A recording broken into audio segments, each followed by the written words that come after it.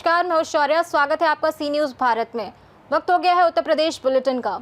इस बुलेटिन में बात होगी आजमगढ़ की, जहां ग्रामीण पत्रकार एसोसिएशन मंगलवार को 7 सूत्री मांगों को लेकर अड़ा। इसके साथ ही बात होगी एटा की, जहां ग्रामीण पत्रकार एसोसिएशन के जिला अध्यक्ष ने मुख्यमंत्री के नाम जिला अधिकारी को सौंपा विशेष पत्र, उठाई अहम मांगे। ऐसी तमाम खबरों पर करेंगे विस्तार से चर्चा। ग्रामीण पत्रकार एसोसिएशन ने मंगलवार को अपनी 7 सूत्री मांगों को लेकर जिलाधिकारी के माध्यम से उत्तर प्रदेश के मुख्यमंत्री को ज्ञापन सौंपा। आजमगढ़ मंडल अध्यक्ष वीरभद्र प्रताप सिंह और जिला अध्यक्ष बृजभूषण उपाध्याय के नेतृत्व में आयोजित इस कार्यक्रम में पत्रकारों ने नारेबाजी कर अपनी मांगों का जोरदार समर्थन किया। मंडल अध्यक्ष ने बताया कि ग्रामीण पत्रकार विषम परिस्थितियों में काम करते हुए भी प्रदेश के 70% समाचार ग्रामीण पत्रकारों द्वारा भेजे जाते हैं, लेकिन शासन स्तर पर उन्हें उचित मान्यता और सुविधाएं नहीं मिल रही हैं। ज्ञापन में प्रदेश मुख्यालय लखनऊ में ग्राफिक कार्यालय स्थापना, आयुष्मान भारत योजना का लाभ बीमा योजना में शामिल करना, पुलिस द्वारा प्राथमिक जांच की अनिवार्यता, तहसील स्तर पर नियमित बैठक, प्राकृतिक आपदा में आर्थिक सहायता और अवैध वसूली रोकने जैसी मांगे शामिल हैं। इस अवसर पर जनपद के सभी तहसीलों के अध्यक्ष और सदस्य भी मौजूद थे। आजमगढ़ से सी न्यूज़ संवाददाता सीबी भास्कर की रिपोर्ट। बिलसी पुलिस ने चेकिंग के दौरान कोल्ड स्टोर में चोरी करने वाले गैंग को पकड़ा। मुठभेड़ के दौरान 3 बदमाशों को बिलसी पुलिस ने गिरफ्तार किया। ट्रक सवार 3 बदमाशों को पुलिस ने गिरफ्तार किया। वहीं बदमाशों के कब्जे से अलग अलग चोरी किए गए 1,71,000 रुपये बरामद किए गए। बदायूं जिले में 4 कोल्ड स्टोर में चोरी की घटना का अनावरण किया गया। बिलसी सीओ संजीव कुमार सिंह ने घटना का खुलासा कर जानकारी दी। बदमाशों के कब्जे से 2 अवैध तमंचा, लोहे का सब्बल और कारतूस बरामद किए गए। वहीं बिलसी पुलिस ने कार्रवाई पर आरोपी को जेल भेजा है। बदायूं जिले के फैजगंज, बेहटा, बिसौली, इस्लामनगर और बिलसी में हुआ घटना का खुलासा। बिलसी पुलिस ने नरैनी चौराहे से बदमाशों को गिरफ्तार किया। जनपद बदायूं के देहात क्षेत्र में एक गैंग सक्रिय था जो कि कोल्ड स्टोरों को निशाना बना रहा था। उसी क्रम में 14/9/25 की रात्रि में बिलसी थाना क्षेत्र में एक कोल्ड स्टोर को इन लोगों ने निशाना बनाया, जिसमें पुलिस टीम का गठन किया गया। मुखबिर की सूचना पर 15/16/9 की रात्रि में लगभग 2 बजे के करीब नारायणी चौराहे के आसपास में गैंग आता दिखाई दिया। पुलिस मुठभेड़ के दौरान इस गैंग को अरेस्ट किया गया। इनके कब्जे से नाजायज असला और डीवीआर और लगभग 2.25 लाख रुपए और अवैध असला बरामद हुआ। उसके पश्चात तीनों को गिरफ्तार करके आवश्यक कार्रवाई की जा रही है। इस गैंग का मुख्य सरगना इरफान है।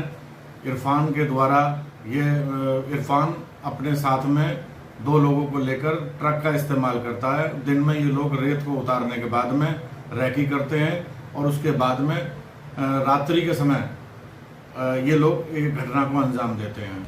बदायूं से सी न्यूज़ संवाददाता नईम की रिपोर्ट।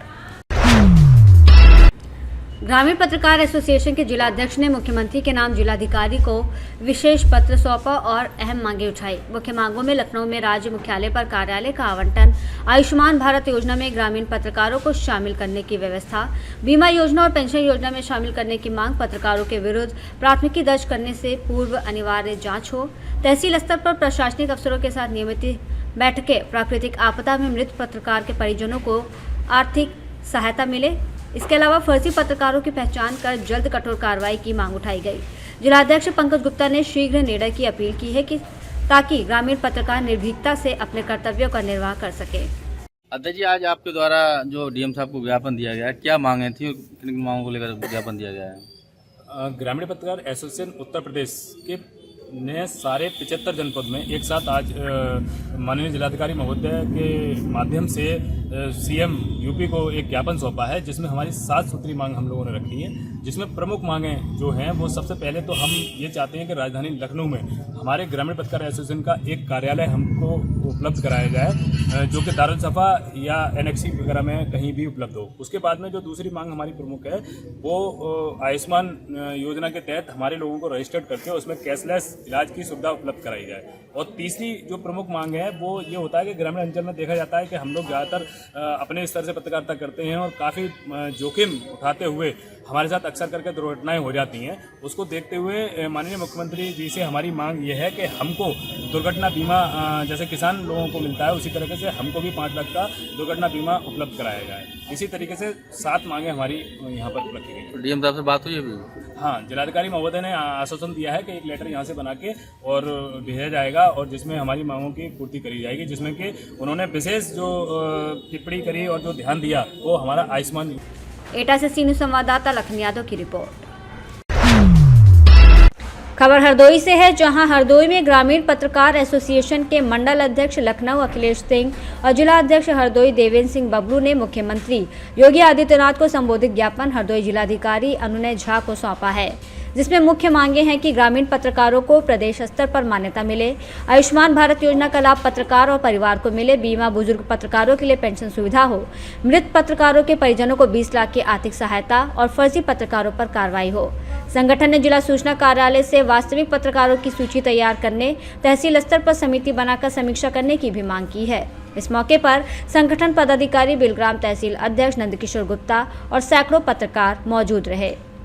दिया गया किस मामले को लेकर? आज जो है ग्रामीण पत्रकार एसोसिएशन के प्रांतीय नेतृत्व के निर्देश पर पूरे प्रदेश के सभी जनपदों में आज ज्ञापन दिया गया है। पत्रकारों की विभिन्न मांगों को लेकर के मुख्यमंत्री जी को संबोधित ज्ञापन है कि उनकी मांगें पूरी की जाएं। जैसे ग्रामीण के क्षेत्र के जो पत्रकार साथी काफ़ी उपेक्षित रहते हैं, तो इसके लिए मांग की गई है। आयुष्मान कार्ड जो योजना चल रही है, मान्यता प्राप्त पत्रकारों के अलावा ग्रामीण क्षेत्र के पत्रकारों को भी इसकी सुविधा दी जाए, ताकि उनके परिजनों के या उनके परिवार में कोई बीमार हो जाता है उसको शासन के योजना से सहयोग मिल सके। तमाम और मांगे हैं, जैसे मान्यता संबंधित है, जो भी लंबित मांगे हैं पत्रकारों के हित की, वो सब मुख्यमंत्री को संबोधित ज्ञापन 7 सूत्री भेजा गया है। जिला अधिकारी हरदोई को सौंपा गया है पूरी पत्रकार मीडिया की ओर से, और वो मांगे हैं कि जल्द ही, ऐसी उम्मीद और आशा की जाती है कि जल्द ही मुख्यमंत्री जी पत्रकारों के हित को ध्यान में रखते हुए उनकी मांगों को पूरा करने का प्रयास करेंगे। अभी आज जो पत्रकार साथी हमारे यहाँ पर ज्ञापन देने के समय मौजूद रहे हैं, उन सबका आभार व्यक्त करता हूँ और उम्मीद करता हूँ कि आगे जब भी पत्रकारों की कोई भी लड़ाई पड़ती है, वो इसी प्रकार कंधा से कंधा मिला करके लड़ाई में जो है हमारे ग्रामीण क्षेत्र जितने पत्रकार हैं उनकी मांगों को लेकर इसमें उठाया गया है। इसमें यह है कि जैसे जो मान्यता प्राप्त पत्रकार हैं उनको जो सुविधाएं मिलती हैं, तो हम पत्रकार सभी हैं, तो हमारा संगठन का ये मानक है कि जो मान्यता प्राप्त पत्रकार नहीं है उनको भी सारी सुविधाएं मुहैया कराएंगे। इसी के चलते आज पूरे प्रदेश में लगभग 70 जिलों में एक साथ ज्ञापन दिया गया है मुख्यमंत्री जी को। शायद मुख्यमंत्री जी इस बात को सुनेंगे और हमारी मांगों को पूरा करेंगे। हरदोई से सी न्यूज़ संवाददाता जितेंद्र कुमार की रिपोर्ट। खबर ललितपुर से है, जहां जिले के ग्राम पनारी क्षेत्र में दबंगई का मामला सामने आया है। यहां दबंग लोगों ने जिला पंचायत की जमीन पर लगे हरे भरे पेड़ों को निशाना बनाते हुए अवैध तरीके से काट डाला। बताया जा रहा है कि 4 बड़े पेड़ों को रातों रात काटकर साफ कर दिया गया, जिसकी जानकारी ग्रामीणों ने संबंधित अधिकारियों को दी। ग्रामीणों ने बताया कि दबंग लोग लंबे समय से पंचायत की भूमि और संपत्तियों पर कब्जा जमाने की कोशिश कर रहे हैं। पेड़ों की कटाई भी उसी सिलसिले का हिस्सा है। उनका आरोप है कि प्रभावशाली लोगों के दबाव के चलते कोई खुलकर शिकायत दर्ज कराने की हिम्मत नहीं कर पा रहा है। जिला पंचायत अधिकारियों ने आश्वासन दिया है कि मामले की जांच कर दोषियों के खिलाफ कड़ी कार्रवाई की जाएगी। वहीं पर्यावरण प्रेमियों ने भी इस घटना की निंदा करते हुए कहा कि हरित आवरण को नुकसान पहुंचाना न केवल अवैध है, बल्कि समाज और प्रकृति के लिए भी गंभीर खतरा है। ग्राम पनारी की इस घटना से ग्रामीणों में नाराजगी व्याप्त है। उन्होंने प्रशासन से मांग की है कि दोषियों को चिन्हित कर तत्काल कार्रवाई की जाए, ताकि भविष्य में कोई भी पंचायत की जमीन और पेड़ों पर इस तरह से हाथ न डाल सके।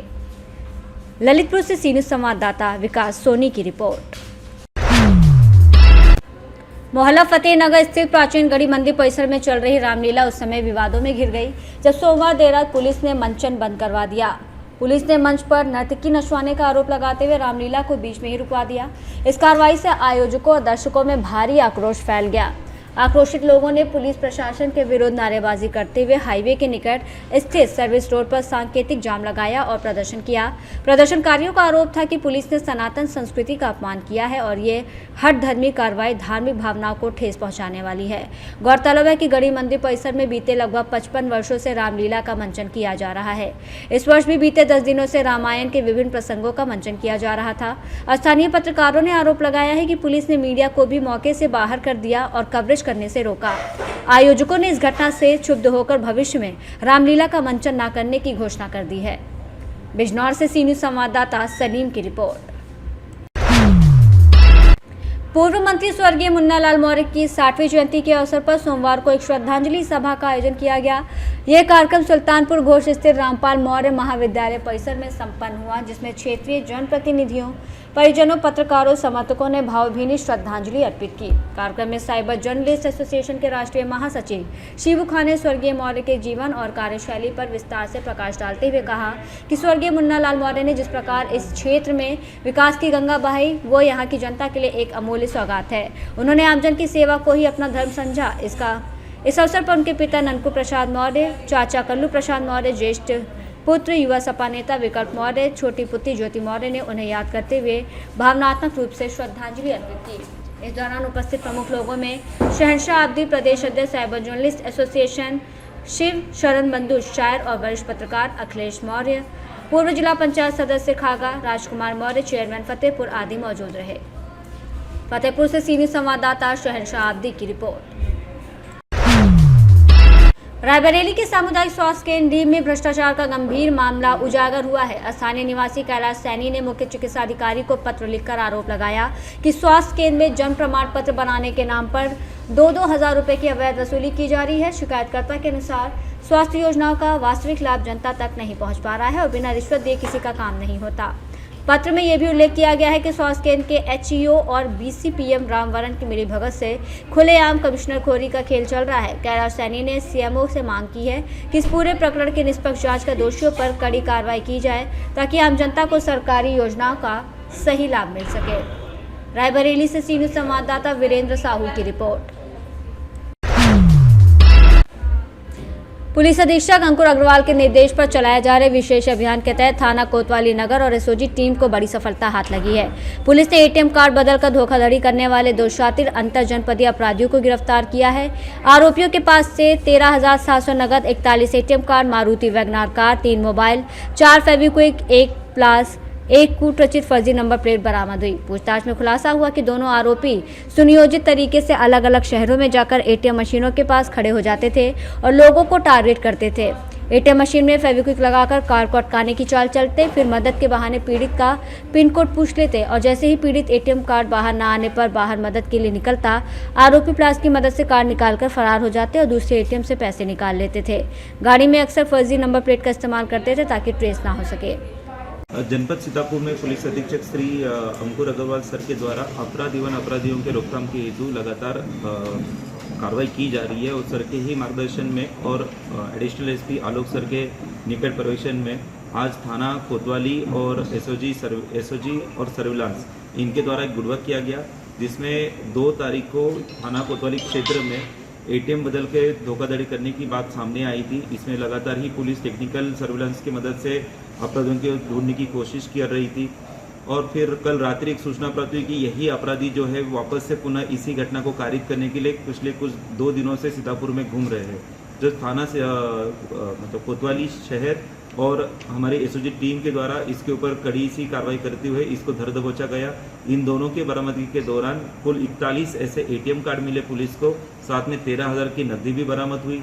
घटना में ये लोग जो मतलब प्लास का इस्तेमाल मतलब जिस उपकरण का इस्तेमाल करते थे, जिसके द्वारा ये लोग जो है वो एटीएम चिपका के फिर उसको बदलवाते थे, वो भी सामग्री बरामद हुई और इसमें कुल 2 अभियुक्तों की गिरफ्तारी हुई है, जो दोनों का रहने वाले प्रतापगढ़ के हैं। सीतापुर से सीनियर संवाददाता शारिक खान की रिपोर्ट। फिलहाल के लिए इस बुलेटिन में बस इतना ही। देश और दुनिया की तमाम बड़ी खबरों के लिए बने रहिए सी न्यूज़ भारत के साथ।